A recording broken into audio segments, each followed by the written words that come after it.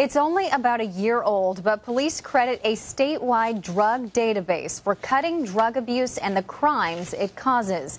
Yet its future is far from assured because it faces a struggle to get funding. ABC 7's John McQuiston is here with more on that story. John? It took several years for supporters of the Prescription Drug Monitoring Program, the PDMP, to push it through the legislature, and that was without the state spending any of its own money on it. Grants and donations paid for its first year.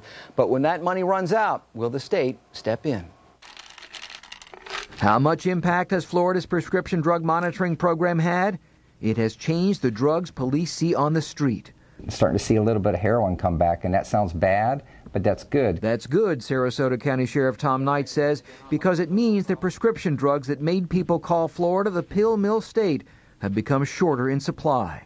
We've seen great measurable outcomes with the PDMP use right now, and we're hoping that it will only get better in the future as more doctors start to use it. Police say the PDMP has proved its worth to them, but has it proved worthy of state funding to legislators not originally fond of the idea? I believe we have convinced the governor and those naysayers in the Florida House back then that this program is a good one. State Senator Mike Fasano championed the drug database, but it took years to get it through the legislature, and only did when supporters found federal grant money and private donations to pay for it. But that money runs out next year, and Fasano says it's time to secure its future with state money. That we don't have to sweat it out every year to see if we'll be able to get grant dollars and outside funding. He believes his colleagues will find the $500,000 in a $70 billion budget to keep the program alive. And Sheriff Knight hopes so. His office kicked in $30,000 to it and says it has paid him back with less drug abuse and fewer thefts and robberies related to drug addiction.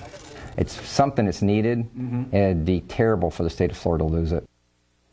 As for why heroin is a better problem than oxycodone, the sheriff says that heroin is illegal all the time. So if someone has it, he knows they're breaking the law. Lauren and Scott?